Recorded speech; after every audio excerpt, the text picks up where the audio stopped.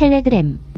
텔레그램은 전화번호 한 개만 있으면 여러 기기에서 제약 없이 동시에 사용할 수 있는 카카오톡 같은 메신저입니다.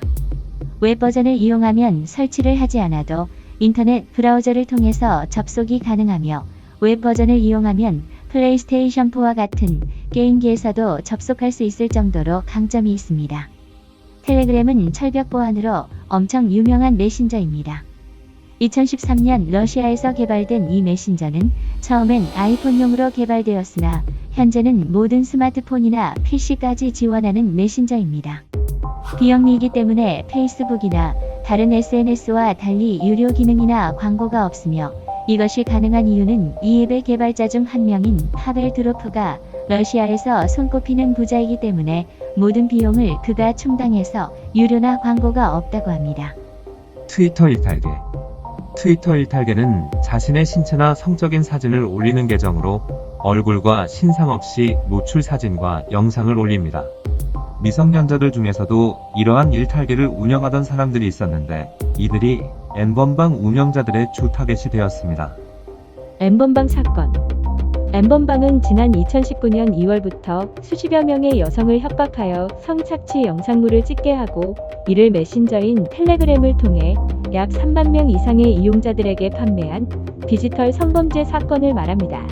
공식적으로 알려진 피해 여성만 74명이라고 하는데 더 중요한 것은 이 중에서 미성년자가 16명이라는 사실 때문에 이 사실이 알려지면서 더 큰 사회적 파장을 가져왔습니다.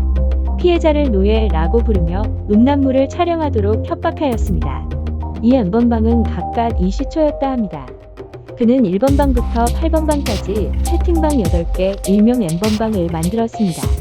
각각은 지난해 2월 자신의 방을 왓치맨에게 물려주고 돌연 자취를 감췄습니다. 왓치맨은 그의 9월 잠적했습니다. 이들이 떠난 자리에 비슷한 형태의 방이 물밀듯 생겨났습니다. 실제로는 여러 범죄자가 개별적으로 저지른 유사한 범죄가 포함된 사건이기도 합니다. 이 방들 중에 박사의 방이 가장 악랄합니다. 이번에 크게 문제가 되고 실명이 공개된 조직위는 입장 금액에 따라 채팅방 등급을 나눈 박사란 아이디를 가진 박사방 사건입니다. 보통 젊은 여성들, 고등학생들이 많다고 해요. 텔레그램 N번방을 처음 개설하고 운영했다는 각각이라는 닉네임의 사람이 있었는데요. 각각은 트위터 일탈 계정들을 운영하는 여자들을 속여서 협박을 했다고 해요. 안녕하세요. 북부경찰서 사이버수사대 땡땡땡입니다. 해당 계정은 음란물 유포죄로 인해 신고가 접수된 상황입니다. 관련 증거는 모두 저장되어 있으며 피의자는 주소의 성명과 주민등록번호, 직업 등을 작성하셔야 합니다. 그 외에 직장 주소와 연락처를 알려주세요. 이런 식의 쪽지를 보내서 겁먹은 어린 여성들이 개인정보를 내어줍니다. 이렇게 알아낸 정보들로 협박을 했다고 합니다. 그리고 텔레그램 N번방에는 여기 공유되는 영상 및 사진들은 일탈기하는 여성들을 협박해서 내가 얻어낸 것들이다 라고 공지가 띄워져 있었다고 합니다.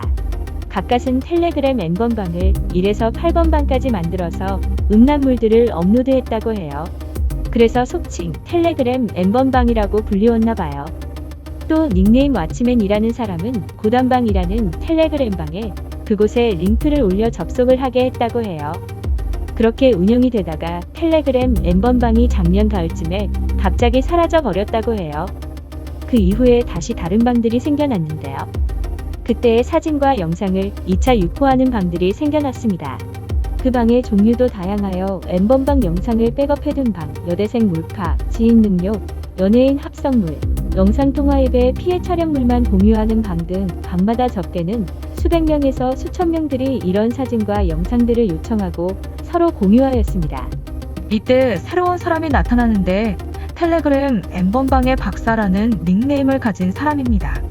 이 사람은 각각보다 훨씬 더 악랄한 사람입니다.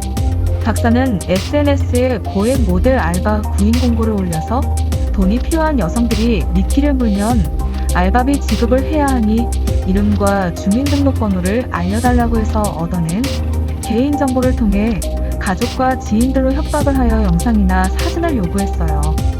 자신이 요구하는 영상을 찍어서 보내면 아무 일이 없을 것이다. 이렇게 해서 얻어낸 영상을 비밀방에 업로드하는 것입니다.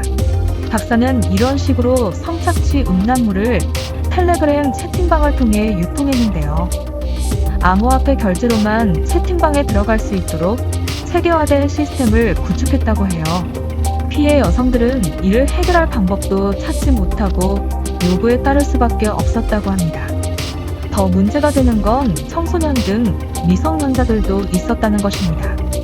신상을 알고 있다는 사실을 빌미로 그들을 협박하였고 주변 사람들에게 노출 사진을 올렸다는 사실을 알리기 전에 자기가 시키는 대로 노예가 되라는 말도 안 되는 협박을 합니다. 대부분의 피해자들은 이를 거절하지만 가해자들은 요구를 거절하는 여성들의 신상과 사진을 텔레그램 대화방에 유포함으로써 본보기를 보여주어 다른 피해 여성들이 그들에게 순종적으로 복종하도록 강제하였습니다. 텔레그램 엠번방에서는 이들을 노예라고 부르며 시키는 대로 할 수밖에 없는 그녀들에게 성적 학대에 가까운 행위들도 시켰다고 해요. 모든 노예에게 공통적으로 신체 일부에 노예 박사 등의 글자를 새기게 하여 피해자가 자신이 만든 노예가 맞다는 사실을 인증했다고 합니다. 여성의 몸 안에 애벌레가 기어다니고 여중생이 실시간으로 강간당하는 모습을 보며 텔레그램 대화방의 남성들은 이게 바로 그루밍이지라며 환호하였다고 합니다. 그가 운영하는 박사방은 총 3개의 방으로 나뉘어져 있어 각각 150만원, 70만원, 20만원을 내야 입장이 가능할 정도로 고액의 방이었음에도 굉장한 수요가 있었습니다.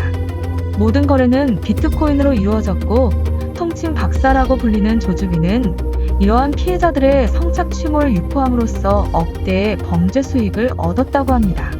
조주빈은 정체를 숨긴 채 이른바 직원을 동원해 피해자들을 성폭행하도록 하거나 자금 세탁, 성착취물 유포 등의 임무를 맡겼습니다. 조주빈과 함께 범행을 저지른 공범 중에서는 공익요원도 있었다고 하여 큰 충격을 주었습니다. 동사무소 공익근무요원으로 근무하면서 피해 여성의 신상 정보를 알아내어 피해자들은 무방비로 끌려다녀야만 했습니다. 또한 이들은 실제로 피해 여성을 성폭행하기도 했다고 합니다. 현재 미성년자와 여성들을 협박해서 성착취 영상을 촬영하게 하고 이걸 텔레그램에 유포한 25세 남성 조주빈을 포함해 텔레그램 엠번방 사건에 연루된 124명의 피의자를 붙잡아 18명을 구속한 상태라고 경찰은 밝혔습니다. 요약 정리. 일명 박사라 불리는 조주빈은 텔레그램에서 박사라는 별명으로 활동했다. 그곳에서 활동하면서 만난 10대, 20대 여성들을 유혹해 신상 정보를 알아냈다. 신상 정보를 빌미로 성착취물을 찍도록 협박한 뒤 유료로 유통한 혐의 등을 받는다. 텔레그램 엠번방에서 시작된 음란물 공유는 박사방 등 다양한 이름의 채팅방에서 이루어졌다. 텔레그램 엠번방 접속자도 26만 명에 달하는 것으로 드러났다. 20일 현재까지 확인한 텔레그램 박사방 피해자만 74명, 이 가운데 16명이 미성년자인 것으로 밝혀졌다. 2018년 12월부터 올해 3월까지 아동 성착취물 등을 제작해 박사방에 유포한 혐의, 범행에 가담한 공범 13명을 검거해 이 가운데 4명도 구속, 이들은 대체로 24에서 25살 정도 나이대. 경찰은 조주빈과 공범에게 적용되는 혐의가 아동 청소년 성보호법상 아동음란물 제작, 강제추행, 협박, 강요, 사기, 개인정보 제공, 성폭력 처벌 특례법 카메라 등 이용 촬영 위반 혐의 등 모두 7개 범죄단체 조직죄 검토. 경찰은 조주빈의 집에서 피해 여성의 성착취물을 판매해 거둔 범죄 수익으로 추정되는 현금 약 1억 3천만 원을 압수. 이 현금은 가상화폐를 환전한 돈이며 조주빈의 범죄 수익이 수억 원대에 이를 것으로 보고 남은 범죄 수익도 추적하고 있다. 어떻게 해야 할까요? 자, 이렇게 협박을 받는 상황이 올 때 대처법을 말씀드리자면 전화로 협박을 할 때는 전화를 녹음하세요. 당사자 간의 녹음은 불법이 아니라서 증거로 남길 수 있어요. 메시지로 협박을 받을 시에는 캡처를 하세요. 증거를 최대한 수집해서 경찰서에 신고하거나 고소를 하면 되는데요. 가해자의 신상 정보를 알면 경찰에 신고하면 되는데 그걸 모를 시에는 아이디나 이메일 주소, 핸드폰 번호와 같은 정보로도 수사가 가능하니까 최대한 정보를 모아서 신고를 하시면 됩니다. SNS나 웹하드에 자신의 사진이 올라갔을 시의 대처법은 첫 번째로는 SNS 웹하드 고객센터에 삭제 요청을 합니다. 신고 처리를 하면 바로 삭제를 하게끔 되어 있습니다. 불법 사이트에 올라갔다면 방송통신심의위원회에 신고를 하시면 되는데요. 차단 조치도 취할 수 있다고 해요. 영상 삭제 비용이 엄청나서 엄두를 못 낼 것 같은 분들도 계실 것 같은데요. 영상 삭제 비용은 국가에서 지원을 하고 나중에 가해자에게 비용이 청구된다고 하더라고요. 돈 많이 들까봐 무서워서 처리 못하시고 계셨던 분들 있으셨다면 무서워하지 마시고 어서 지우세요.